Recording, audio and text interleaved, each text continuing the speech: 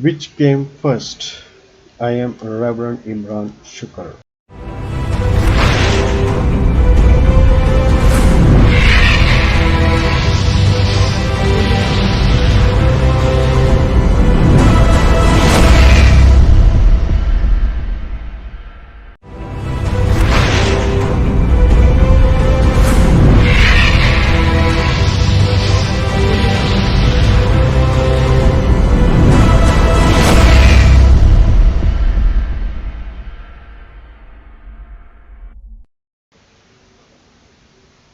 Which came first? I am Reverend Imran Shuker. We must begin from the Bible because the New Testament is indisputably the most complete and reliable historical record of first generation Christianity. It is our fail-safe starting point. We can fortify our biblical witness with the interpretations and confirmation of the generation immediately after the apostolic era, but we always return to Bible, which always lead us in turn to the church. For the Bible does not create the church, or justify the church, or serve as a church constitution. The Bible presupposes the church and depends upon church for its own authentication. The New Testament was not a user manual for a church still in spring wrap. The church preceded the scripture. Indeed, all of the New Testament books, except the Gospel, are primarily occupied with describing a community already well established, with distinctive policies, practices, and patterns of devotion, with its own structures of authority and methods of decision-making.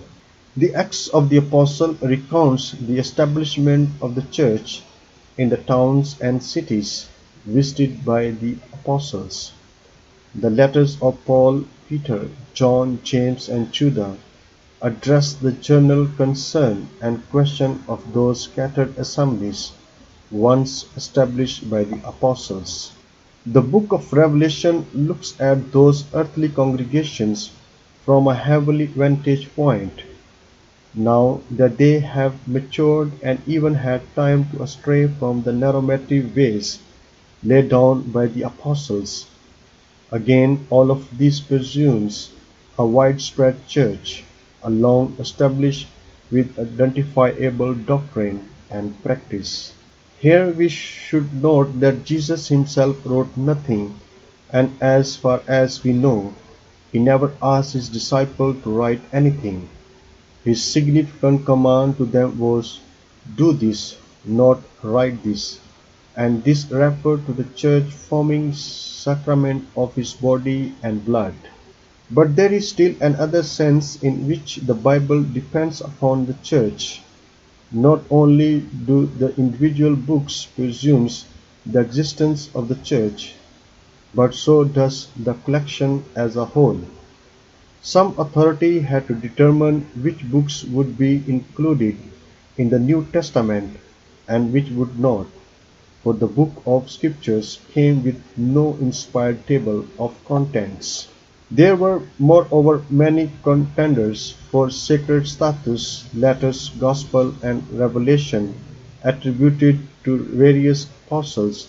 Some of these were even considered scriptural in different congregations.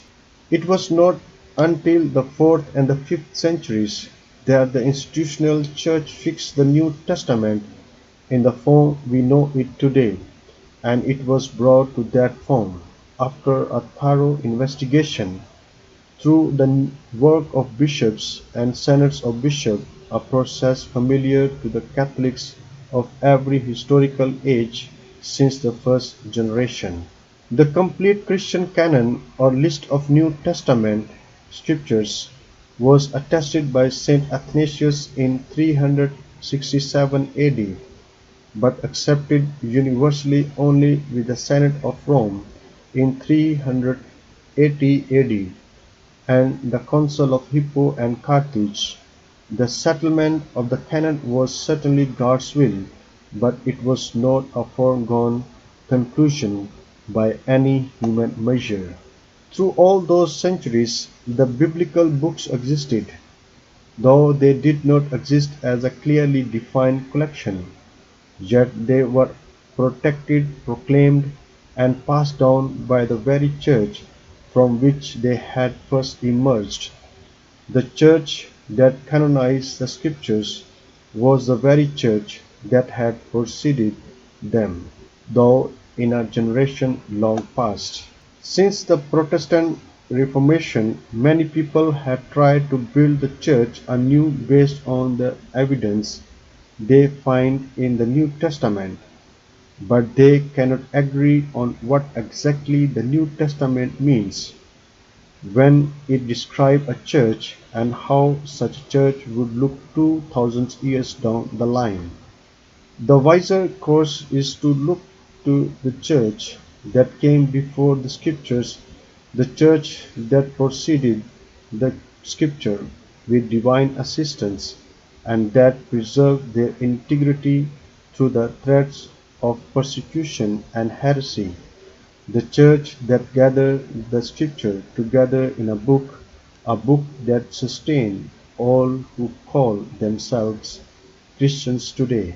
Thanks for watching. Have an eternal home. God bless you all.